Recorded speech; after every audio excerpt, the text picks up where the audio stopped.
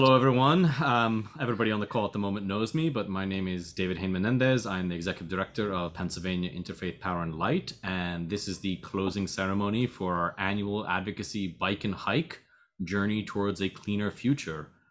Thank you all for those that were able to join us today. This is being recorded for the purpose of those riders and hikers, those sponsors and members who are not able to join us today, so that we can obviously celebrate with them, give them updates and some future actions to take, as well as for posterity on our YouTube channel so that other people can see what we've achieved over this month and what we would love to invite them to in the future.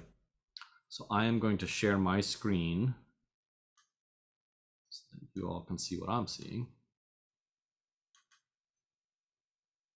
I always forget how to do the full screen. There it is, slideshow. So many of you have ridden with us in the past, and I'm always happy to see riders and hikers come back over and over again. This year we had a pretty good ride. I think that we're still learning from the adaptations that we've made from the DC ride to the distributed ride to figuring out how to do more outreach to the community. But I think that overall we're happy with how things turned out. Before I forget, just please mute your microphone. If you feel comfortable, keep your camera on. Please change your name. I gave an example here for myself, even though I'm not currently in central Pennsylvania. I'm actually in the Finger Lakes up in New York.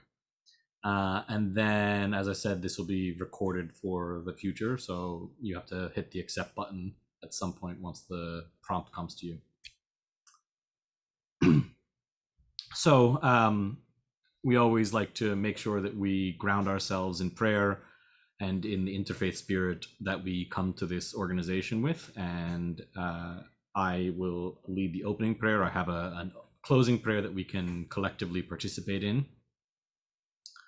So, Bismillah ar-Rahman ar-Rahim, Alhamdulillah Rabbil Alameen. So, in my tradition, as Nathan and I have discussed often, there are set prayers, obviously, but a lot of what we do when we give public prayer like this is actually more of a what might be understood as like a sermon or commentary. And in light of everything that's going on today in so many different social justice and economic justice and racial justice issues, that when I try to center myself around climate justice, I'm often trying to find glimmers of hope both inside and outside of my tradition to inspire me. And a Rabbi Goodman the other day posted something online that really caught my attention, saying that in Judaism, if you say a prayer over something like climate justice, like any of these justice issues that we are actually trying to address, if you say a prayer over something, then you fail to do the requisite action that follows, that you know that you need to do, or that you promised in your prayer you needed to do, or that in your heart you know needs to be done, like blessing bread but not eating that bread, saying that you will give to charity but not actually giving to charity. It is actually brach levatla, which is a sinful act. So that if you pray and you come together and you say that you want to work towards climate justice, but then do not take the requisite actions to do so, in my mind, it's that loss of opportunity, that loss of collective amplification that really is heartbreaking. And I posted about this online, and another friend, a Muslim, wrote that the Prophet said that you need to trust in God and tie your camel to the will of God. So to pray and trust in God, but then to also take action. That while we need the hope, we need the direction, we need the inspiration from our faith traditions, we at the same time need to be the one that is guiding our path forward. And I think that this advocacy ride and hike every year demonstrates to me that there are people out there who are willing to take those steps, who are willing to advocate on behalf of climate justice, and are willing to amplify the very important message. And I think that what I always like about activities like this, whether it's something as sacred as Ramadan, or as grounded in everyday life as riding our bikes in nature and with each other, is that it reminds me in those moments of what I should really be trying to do throughout the year, to be in better wellness, to be in better community, to be advocating on a daily basis as much as I can for these important justice elements. Amen. I apologize, Nathan, if I super slaughtered that Hebrew. So, why are we doing this bike hike, right? I think that it's evident maybe in what I was just talking about in my kind of sermon, which is that this is obviously an advocacy activity. One is meant to bring visibility, one that is meant to help us connect with one another, and also has a tertiary purpose to raise funds for PAIPL to sustain us throughout the rest of the year. I think that all three of those are important, but I really like to emphasize how important the visibility and advocacy components of this month are. And I think that now that Kathy and I and Amani and Ariel have all been together, we've done this now, this is our second run together as a team, that in the future, this will only get better and bigger, and we'll reach out to more people, more congregations, more elected officials, and we'll be able to really make a huge splash in the coming years. And Kathy, if you'd like to take this one. Great, thank you, David. In terms of our fundraising, we are doing very well. We had 40 plus riders this year. Last year we had a few more, but several of our most dedicated riders are actually out of the country or traveling around the US this season. So we hesitate to move the bike ride because the month of May is National Bike Month. So we hope we can pick up more riders by building teams. We've had great success this year with our team approach, so we hope we continue with that. And maybe Brian and Nathan and Mark can talk a little bit about their teams. And Greg had a team too this year, so we can talk a little bit about how that's working for you or not working for you, and how we can work with you in order to increase the team approach. We had individuals and organizations sponsor us from all across Pennsylvania and the United States, particularly some of our riders who have family and friends from all around the globe. Today, we have raised upwards of $12,000, which is approximately 50% towards our total goal this year of 30,000.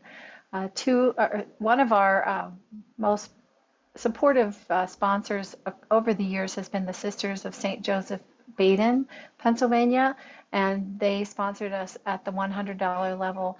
And then we had wonderful in-kind donations from Dunham Sports, Wolf Tooth, which is a bike component manufacturer, and Eaton Park, which is a Western Pennsylvania local food and dining experience company. I will also add that the $30,000 goal was an increase from the prior year, and an increase even that was of years before that. The one advantage of the way that we're running the bike hike this time and last was that we had minimal in terms of expense as related to the traditional DC trip, which would obviously cost more in terms of hotels and the whole trip along the way. So while we didn't raise the 30,000 that we had initially hoped for, I think that we're still perfectly in a good spot, especially with healthy funds coming from other sources that are not related to the bike ride. Oh, that was since the Sisters of St. Joseph have been with us for many conferences and bike rides in the past years, I'd like to just say a little bit about what they do. They are a Catholic congregation of vowed women dedicated to loving and serving God and their neighbors. They're rooted in prayer, community living, and the Gospels, and they commit themselves to their mission of unity and reconciliation, nonviolence, and peacemaking through their presence, their prayers, and their service. They live and work to be in union with God, the earth, with one another, with the church, and with all whom they meet. Their Justice and Peace Committee, which is where our sister Carrie Poole hails from, promotes the common good of all, and they work in advocating justice, peace, and care of creation as it is rooted in the gospel.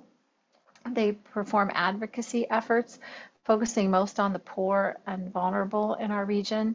And they are from Beaver County, so they work very hard to counteract the effects that the cracker plant is having on peoples within their region and the fossil fuel infrastructure is having on people in their region.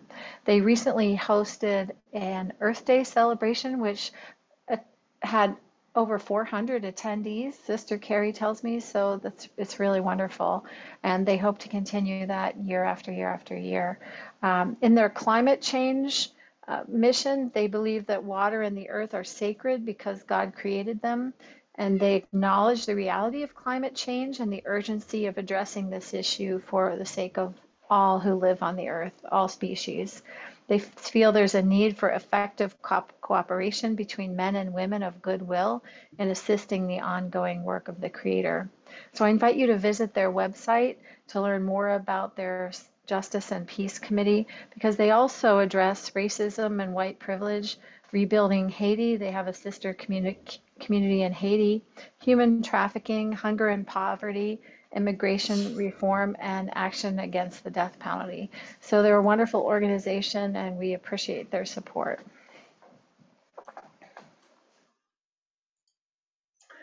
We have great news this year. We've had some amazing fundraisers. Our top 3 fundraisers are Mark Smith, who's with us today, Greg Williams, who's with us today, and Tim Emmett Rarden, who I don't see on the call, but I hope we'll see the recording. We want to congratulate all of you for going well beyond the $500 mark, which is our typical reach. So you have definitely doubled in some cases the amount of money you've raised. And we want to thank you very much. And we'll be sending you the in-kind donations from Wolf Tooth Components, which include a Wolf Tooth towel, a water bottle, and believe a hat. So you'll be able to wear those proudly on your future bikes and hikes. We also had some top donors which have surpassed our typical donations in past years. Philip Smith from Mark Smith donated $500. We'll be sending a special letter to all of those listed here.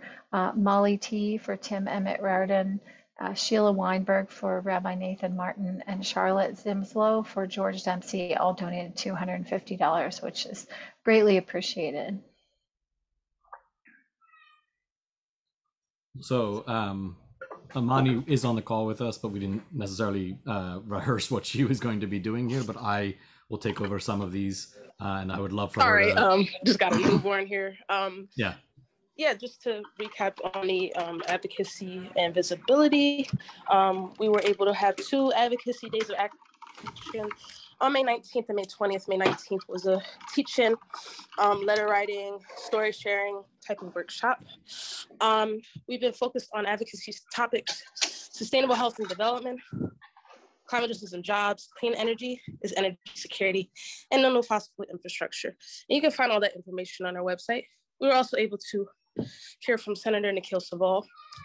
We spoke to State Senator Tim Kearney. I know a few of you on the call were on that lobbying meeting, as well as State Representative Donna Bullock, and we're going to continue our lobbying meetings throughout the summer, as well as our advocacy. So if you have any people you're interested in speaking to, please let me know. And thank you for all who participated in the advocacy days and the lobbying meetings. We're also going to be speaking to Councilmember Kendra Brooks on June 29th, if anyone's interested. David was able to meet with U.S. Representative Susan Wild in DC on the 18th. We'll also be meeting with Senator Casey on June 8th. I don't think that's listed, if anyone's interested in that as well. Thank you. Yep. So as Amani said, like, we definitely will have more opportunities. And if anyone has any questions, you can I'll put my email, drop my email in the chat for you. And our ride goals, sorry I didn't specify, is community, build community between cyclists and their sponsors, engage in advocacy as we're doing, and generate support for Pennsylvania Interfaith Power and Light. And we thank you for your support. And Amani spent a great deal of time and did a great job of outlining the 4 advocacy topics, which I think this wasn't ever like designated in the past as far as I'm aware, but I would love for these topics that we come up with and push for in the month of our ride to also be kind of the overarching topics for the next year until the subsequent ride. So there are great resources there, sample letters, information both on the the bike ride website as well as the main PIPL website, which I hope we will be creating the new PIPL website before our November conference this year. So all of this will be housed in a nice new, much more efficient and more attractive website in the very near future. But thank you, Amani, for I know how much effort and work went into setting all of those up, and we have a team of fellows also who are working with us in conjunction with Amani and myself in particular, and we are continuing to try to figure out ways in which to speak to elected officials and appointed officials at the local, state, and federal level. So again, like if you really have any interest in speaking to any of those, continuing to write op-eds, letters to the editors, getting petitions signed, there's a lot of work ahead. One of the things that we ended the bike ride with was this year's pitch that we would ask you all to take a photo with the hashtag on a piece of paper, hashtag climate can't wait, and then images or messages to our legislators. And you can see 5 people here that all responded in that way. The nice thing for this is I can actually take these images and now give them to various municipal, state, and federal officials, as well as that White House administration offices like Faith and the EPA and others, because they've asked us for these things. Actually, like in the meetings that I've had, they suggest these are actually potent, and they stand out from letters, they stand out from phone calls, they stand out from emails, and can always be given in conjunction with those things. So there's no harm in sending them in addition to the text, these images that show and put a human face on the messages that we're trying to convey. So if you see in the green strip to your left, hopefully, it says next steps. So obviously continuing to bike and hike for your own sake and for our environment, but sending photos from the trails. I mean, there's no reason not to send us these beautiful scenic images, these images of you out on the ride. I think that this is only good for us as an organization to be able to continue to articulate the beauty of our state and nature, and to pull people in that way. And hopefully as we continue to grow our social media and our web presence, that this can serve that purpose to really advertise the world that we're trying to save and to improve. The next one is to continue to make connections with bikers and hikers in your congregations, your communities, and on the trails and anywhere you go. I mean, I honestly, every time I see somebody on a bike, if I'm able to talk to them, I try to tell them about this bike trip. If I see people when I'm out hiking near me, I try to do the same thing. My congregation still hasn't been doing a whole lot of in-person activity, but I think that for the purposes of what Kathy was saying earlier, getting teams as kind of the core element of the future rides, I do think that having congregational teams that can be multi-generational, bringing youth, parents, grandparents all together, community members all together in a fun activity that they can do collectively is really important, and also goes back to that goal that Amani just mentioned of connection with each other, connection with nature, connection with our legislators. And then lastly, and this one I think is where I would love us to jump off from this bike ride, is to continue to advocate with our officials. Memorial Day recess begins tomorrow. That means that legislators are back in their offices. They are done their primaries. They are far from the general election, but they will be back in their district offices, and they will also be off at the state level as well for at least a little bit of time. So what that means is office drop-bys, handing them a letter. If you want these photos, we can send you these photos, and you can drop them off with any others that come our way. It's an opportunity to go and have an in-person meeting. And as Imani said, if you guys want to have an in-person meeting as part of PIPL or an online meeting, that we're more than happy to set that up, because we know that they're home. And the initial deadline that President Biden had put for the reconciliation package, which would include climate justice, climate change provisions from Build Back Better, was actually supposed to be Memorial Day. The likelihood that that was going to happen was pretty low, but we do know that there is a definitive deadline in November.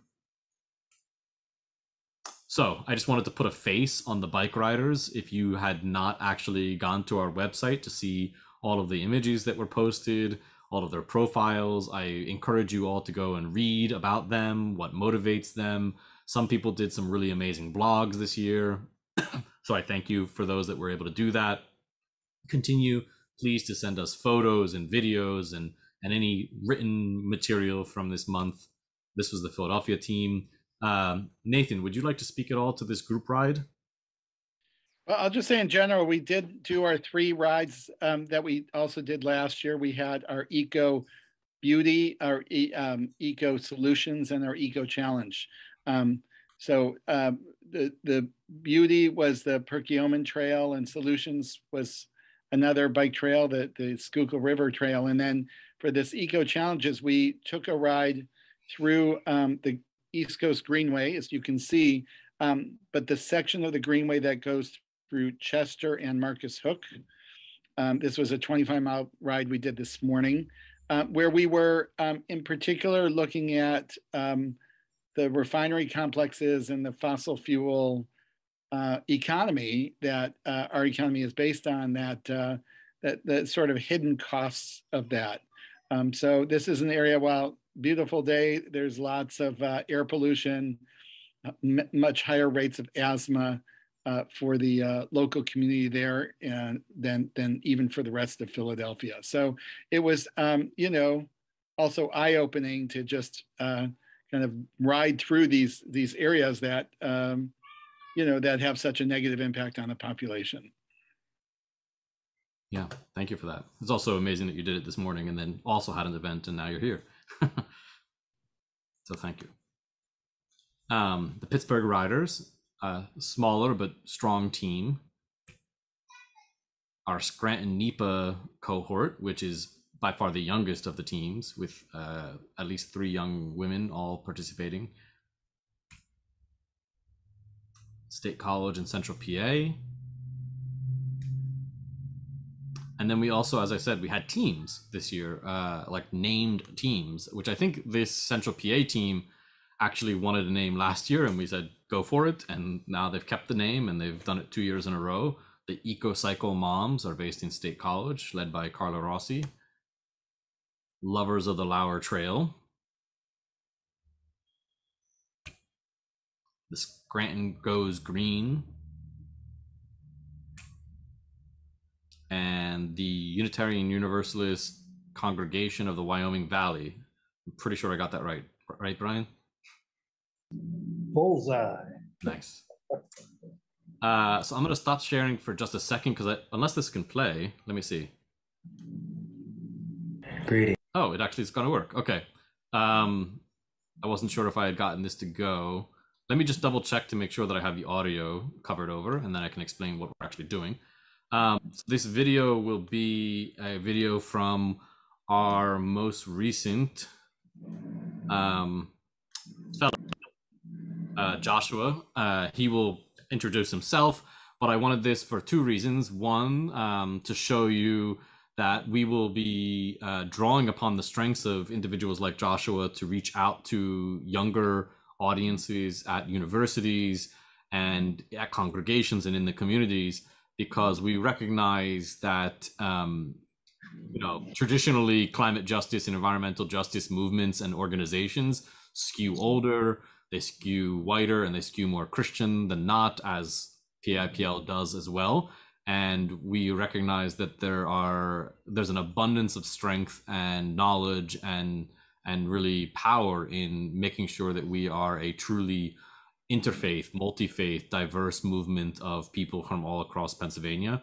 And Joshua is not only passionate, but he also comes to the table with the kind of social media skills that none of the current team members are really necessarily equipped with. And he will be creating kind of interesting, almost Snapchat like videos for us to encourage younger people to get involved, to live their faith, and to join us in next year's ride in particular. So I will let it turn over to him.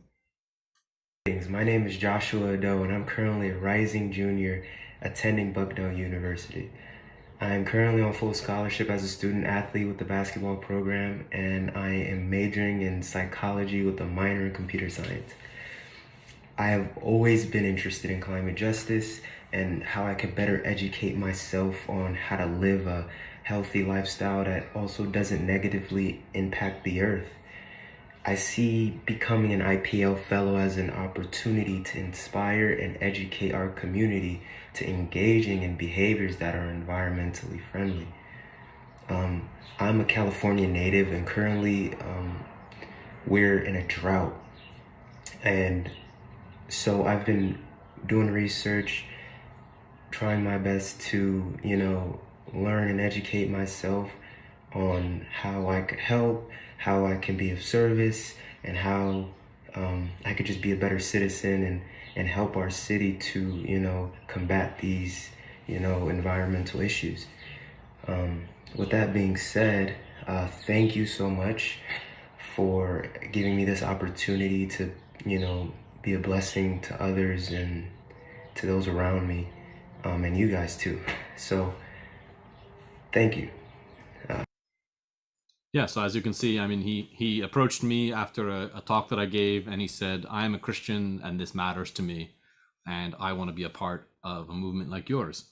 So I think that he has a lot to offer to PIPL, and I would encourage all of you to think about people that you know in your lives, in your congregations, in your community that we can tap and bring in this way, because I think that there's a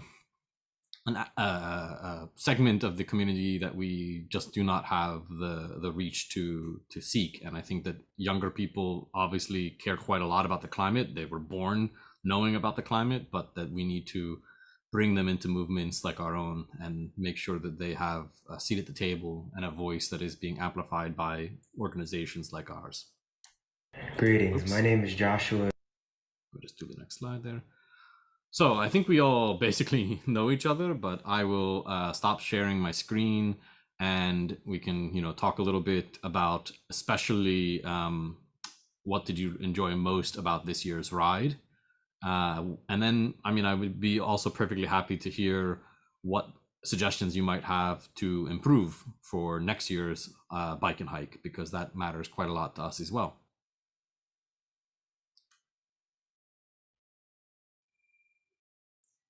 The floor is yours for anybody that wants to speak up. Tell your name, congregation or affiliation, location, if you want to say anything about what brings you to climate work, and then what did you enjoy most, or what suggestions might you have for the future? Sure, I'll go ahead. So just a few times, Unitarian Universalist Congregation. I'm the president of the board of trustees. I spent a couple of years in Tanzania with the Peace Corps. I just returned in 2020. I saw firsthand what climate change has done to the people around the world.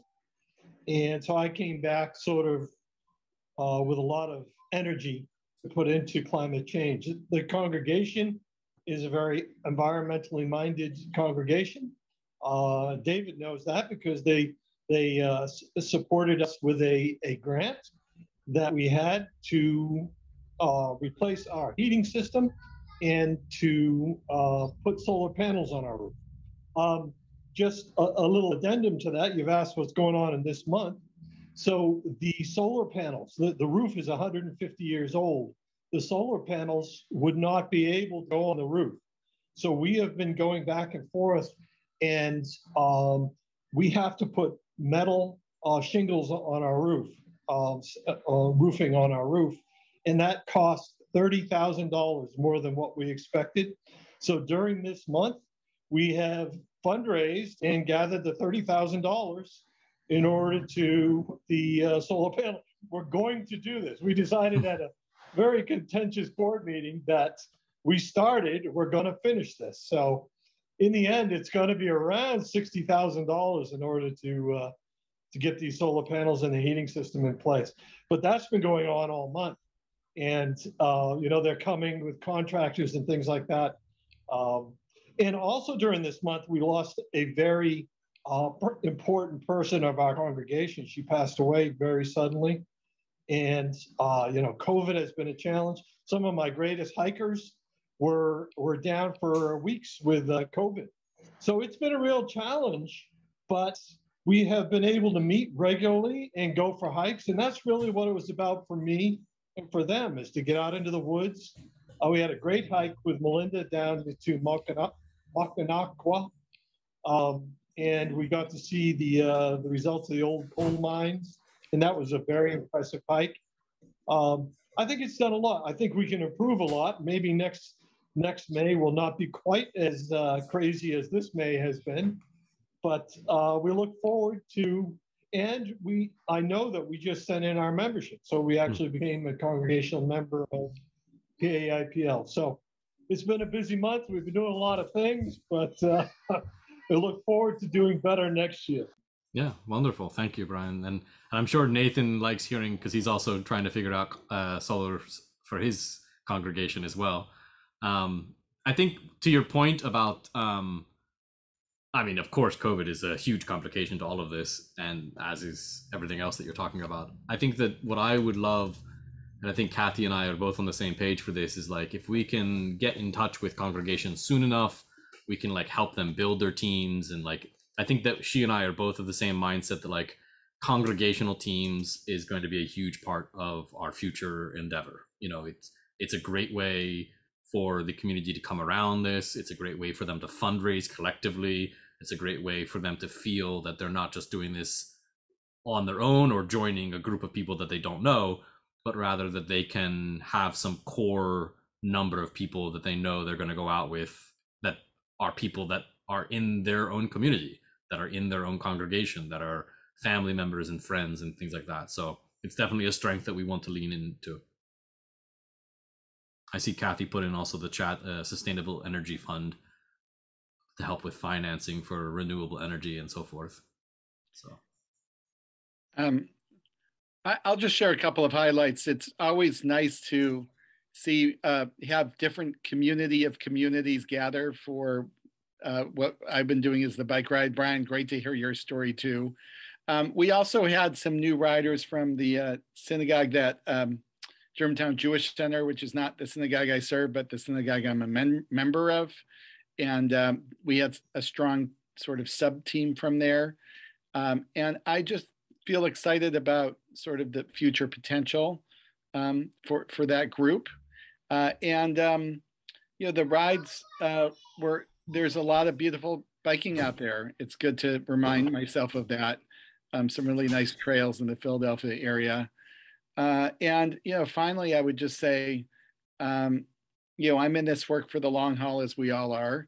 And it's important to get energized as we do it. And getting out there to do some biking with colleagues and friends is a good way to energize around this. So I found the rides in general just uplifting in lots of ways. And I just want to thank all the staff who did all the great organizing, you know, to allow us to be able to do it. Thank you, Nathan. I just wanted to add that Bill raised an interesting question earlier, asking, since he was a little bit late in registering this year, if we could keep the fundraising link open for the short term so that folks who are with us for the long haul can keep donating to the bike ride as we move forward, perhaps through the month of June. So I don't know if we have a deadline on that, but I'm sure it'll be open for a while anyway. yeah, Ariel, can you speak to that? I don't think that it like closes officially. It's just we obviously stop getting donations at some point. Yeah, it just stays there.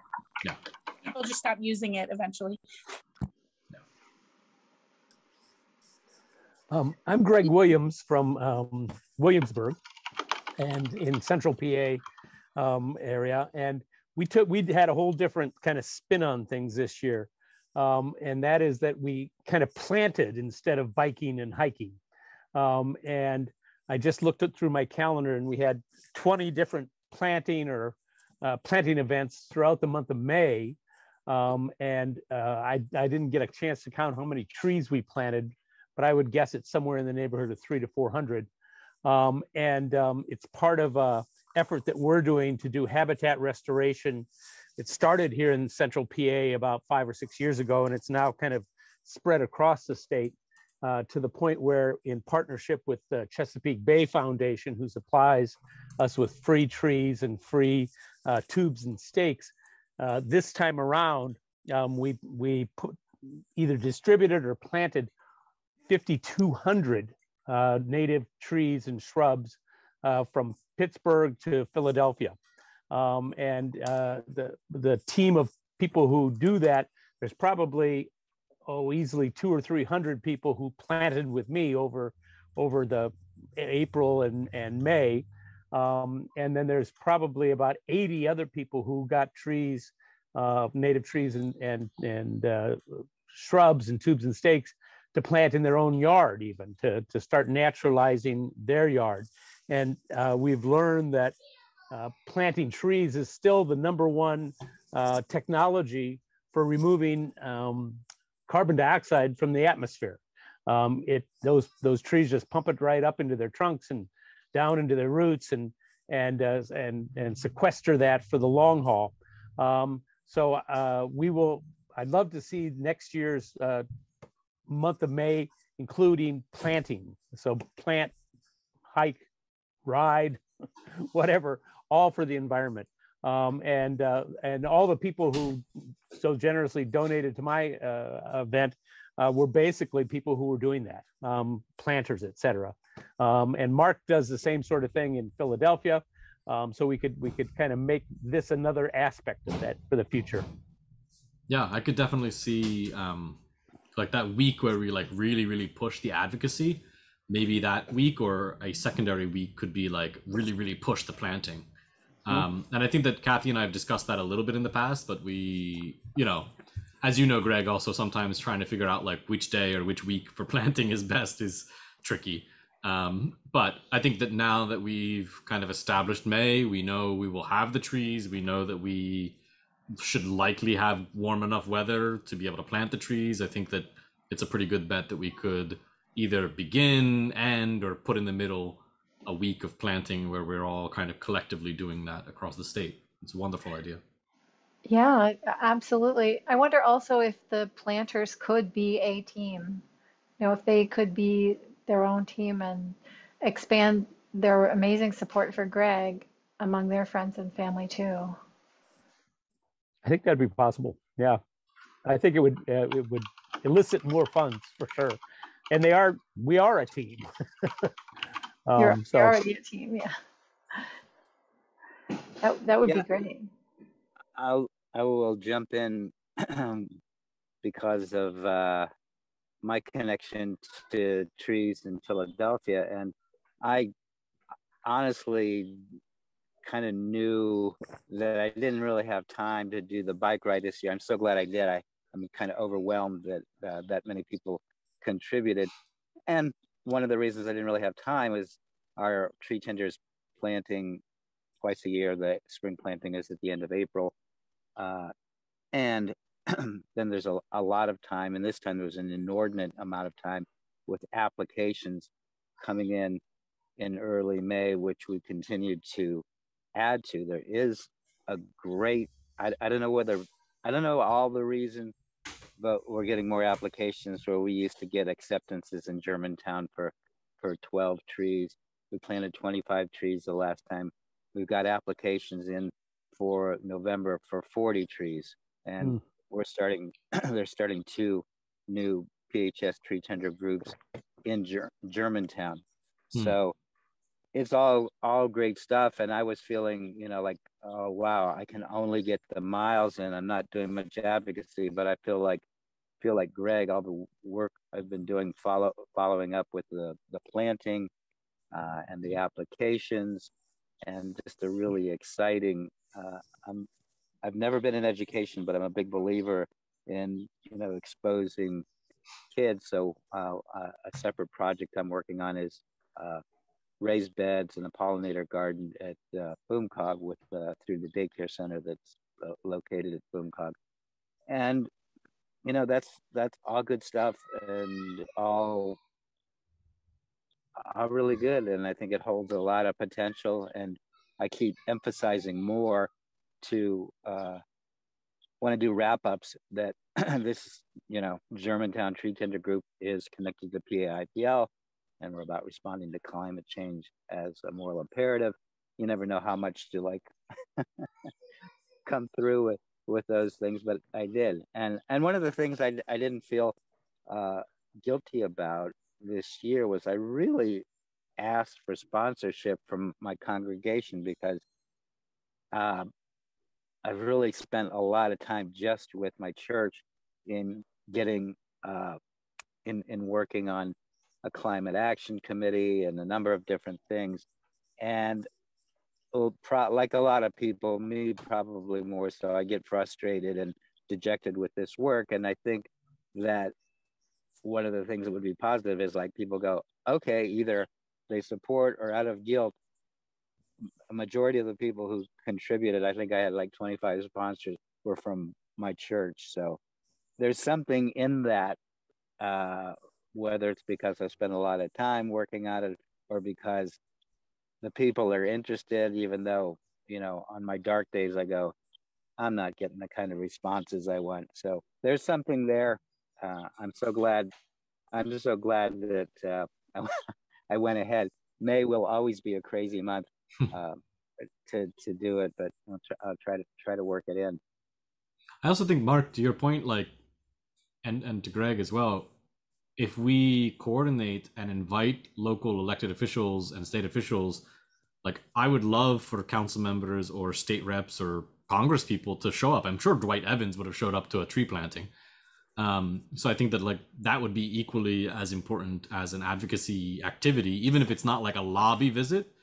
Being able to stand there and have a conversation and say, this is what matters to my congregation. This is what matters to these people who are here on a Saturday planting as volunteers. I think that's just as powerful to me as sitting on an official lobby call.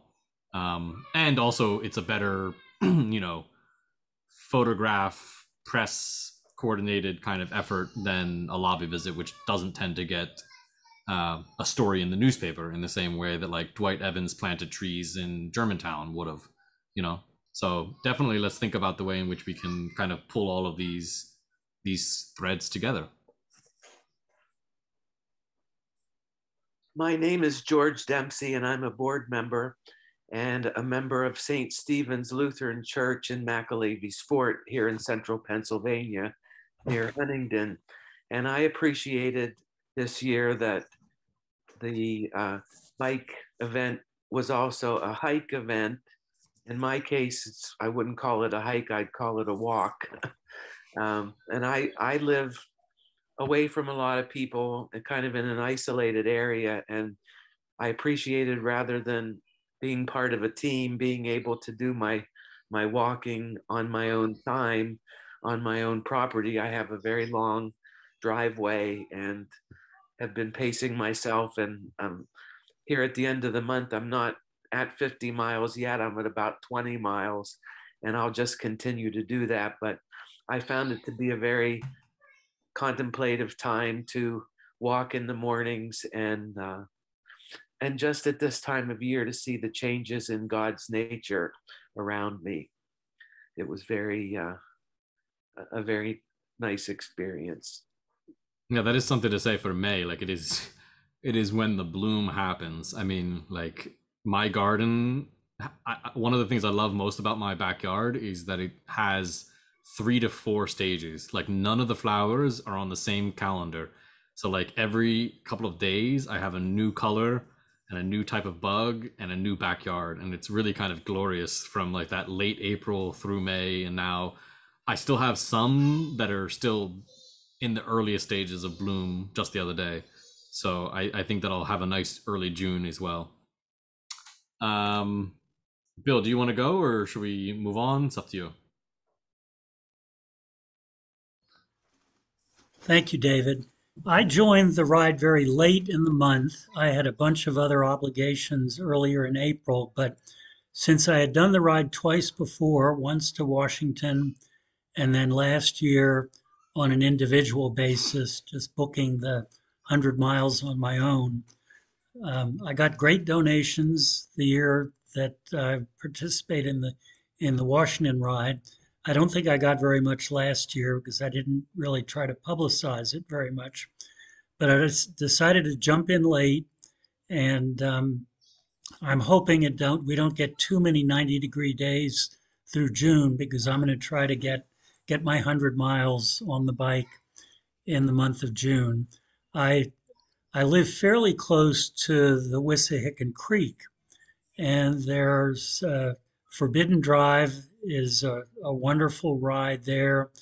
Uh, Part of it is blocked because they're replacing a bridge, but if I start at the top and go to the bottom and then return, that's about 11 miles round trip. So I can do that. Also, sometimes I'll take my bike down to Kelly Drive uh, to avoid the really steep hill coming back up from Kelly Drive. And you can do a circuit there down past the Art Museum to South Street and back up on Martin Luther King Drive. And that's about a 10 or 12 mile loop as well. So I'm excited about getting my miles in during the month of June, and I'm going to make a bigger effort this year to get some donations along with the contribution that I made myself. So even though I'm running late, I'm excited to be participating. Thanks. I was gonna say that I might join you because I didn't try this year, and since I have that new bike, I can bring it down to Philly and ride with you. But the Sure. the last ride you just described has more hills in it than you led us to believe. Well, no, I take my bike down Oh, to okay. the Kelly Drive, and that loop there is relatively flat. Yeah, yeah. It's a pretty easy ride. Okay. So, And the Wissahickon Trail actually is not. There are some steep spots, but mostly it whether you're going upstream or downstream, there's a combination of uphills and downhills, and there are only a few places where I really need to go down into my lowest gear. yeah, yeah. So Meryl, I thought you were Ariel, but go ahead. Yeah, we're on the same call today. We're actually coming back from a weekend in the woods. So what I wanted to say is because we had to reschedule the ride last week, that was supposed to be the third ride in the Philly group. I wasn't able to attend that one this year. But I went out on my own on a different trail. I didn't send any pictures, but I did take some pictures, so hopefully I can get them up. I was thinking about urban sprawl on the Doylestown Trail. I try to ride my bike instead of use my car, but it's hard in an environment where there aren't a lot, there's not a lot of sidewalks and not a lot of places where you can be safe. And that's something that we need to do more. I mean, Pennsylvania has done a good job of creating bike lanes, but we can still do more. So in terms of some comments about the future, I remember doing the Washington ride, and that culminated in visits that were like preset for us when we got to DC. And I'm anticipating that sometime in the future, we're going to be back being able to do that. But not everyone can get to DC. And so maybe we can do a hybrid also of that, of people lobbying in DC in the early part of May, and then doing June and July visits in the local areas in the summertime. But that would take a lot of effort for somebody to be able to set those up. And maybe we need some kind of Google Doc or spreadsheet or something to keep us all on, what's happening. Because I know I would love to lobby Madeline Dean in her home office. I've lobbied her there for other things. but I don't know if there's anybody else in, you know, who would be able to do that with me, right? So we'd have to put teams together. And Yeah. again, this is all organizational, you know, work that I think needs to be done. But I look forward to seeing what's on the website about the 4 efforts and plugging into some of those. Yeah, definitely. And I think that we could, as soon as we get a target and we set up a meeting, then we can always reach out to the people that are in, for example, Madeline Dean's district, and try to coordinate a few others, as well as to obviously support with a staff member to kind of like be the lead on the call, even if they're not necessarily in that district. But I much prefer in-person lobby over online, like tenfold. I prefer them. So, but with being said, and Rabbi Crean, don't forget to send your photos. Yeah, Since definitely. it's never too late, and since you're with Ariel right now, maybe she'll post them for you tonight. If not, you can email them to me, and I'd be happy to post them for you tomorrow. So if everybody can see the screen, I already put in people's names so as to do the closing. Obviously, we did this as a board before, so I left that in by accident. But this is a prayer that IPL National actually has on their page as well. But I find that for me, I don't know, I like that it kind of pulls, again, all the different threads together into one kind of statement that we can participate in collectively. So if you would just want to find your name and listen for the person before you, and then chime in when it's your turn. So we hold the earth. We hold brothers and sisters who suffer from storms and droughts that are intensified by climate change. We hold all species that suffer. We hold world leaders delegated to make decisions for life. We pray that the web of life may be mended through courageous actions to limit carbon emission. We pray for right actions for adaptation and mitigation to help our already suffering Earth community. We pray that love and wisdom might inspire my actions and our actions as communities, so that we may, with integrity, look into the eyes of brothers and sisters and all beings and truthfully say we are doing our part to care for them and the future of the children. May love transform us and our world with new steps toward life. Thank you all. Amen. Amen. Amen. Amen. Thank you again for all of your efforts, for your fundraising. Hi, Kai. For everything. And as I said, we will continue our advocacy throughout the summer and look out for those opportunities. And I really hope that we can kind of make this a year-round process of building community, so that we can next May come back stronger and bigger and have really full teams that, you know, when they hit the street, people are going to be like asking, who's that group of riders over there? Or what's that? Who are those people walking through the woods together and chanting and praying and looking at the birds? And, you know, like, I want us to be having that level of visibility. So thank you again for all of your efforts and your suggestions. And I really appreciate everybody on this call, as well as all of those that couldn't meet with us tonight. So, and thank you, Ariel, for all of the data entry and all of the background stuff. And this would not be possible without Kathy and Ariel and their endless efforts to make this boat sail straight. So thank you, really, David, sincerely. if we're going to be a big group, we're going to need t-shirts. Yeah, I see you're wearing she's wearing the climate action one right now. Yeah, that's something we should definitely think about. Get some good swag for 2023. Yep. Get some handprints of Kai all over, things like that. Hi, Kai. Great way to end the call. Thank you all. Thanks, everybody. Thank you. Good night. Bye. Take care.